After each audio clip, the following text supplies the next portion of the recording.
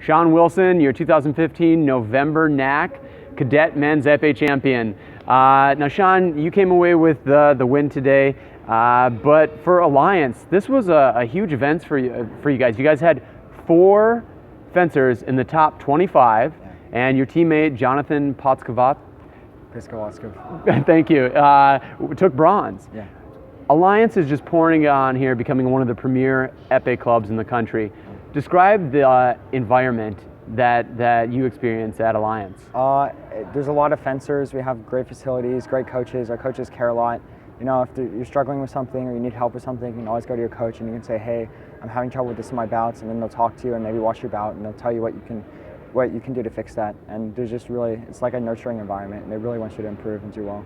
How does that nurturing environment translate to the competitive environment here in competition? I think that a lot of times in competition you have to be ready to switch between actions, be ready to change your fencing. And a lot of times if you're not, like I said, if you're not good at something, you can always ask your coach. So a lot of times you're prepared to switch because your coach has worked on you with switching and doing different things. And a lot of times you feel really prepared, and your coaches are always there if you need help. And I always feel prepared when I come to a tournament because I know that Alliance is giving me what I need to succeed. And to the point of like making those switches and adjustments, now you really kind of dominated your last 2 bouts, both in the final and the semi. What kind of adjustments did you feel you had to make, if any, during those bouts? So my semifinal bout, the one for top 2, I was down by like 4 or 5 touches, and I was rushing a lot, and I looked at my coach and he told me I needed to slow down. So I slowed down. I thought about what I needed to do, and I started doing it. And, I came back and I won the bout. So that was definitely something that I did that, in one of those 2 bouts that definitely helped a lot.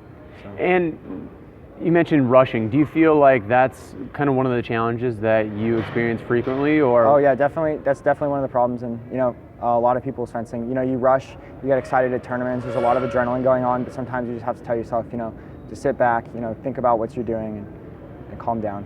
How aware are you of your tempo during the bout and your patience or rushing, or is it something that your coach kind of has to remind you of? Sometimes, my coach will talk to me before the bout. He'll say, this is what you need to do, this is how you need to fence. And, if it stops working, then we come up with a new plan. And, if for some reason my coach is coaching someone else, or, there's complications, then I'll look at what happened the last action and I'll make changes that I need to in my fencing. All right. And to that point, with so many Alliance fencers competing at one time in the same group, I imagine there are complications that come up with the coach being on one strip or another often. How are you able to then, I guess, deal with that? Do you feel like you're able to guide a lot of your own fencing? Right. So Alliance has done a really good job preparing us, in those situations. We do a lot of drills, stuff like that. So a lot of times we understand what we need to do. And, having a coach is always better. And there are situations where you need your coach. But I think Alliance has done a really good job preparing us. So a lot of us are really prepared, to handle those situations when there may not be a coach. All right. Well, definitely your ability to handle your own situation and control your destiny, a factor here today, allowed you to walk out on top, of course, with the support of your coaching staff. Congratulations. Thank you.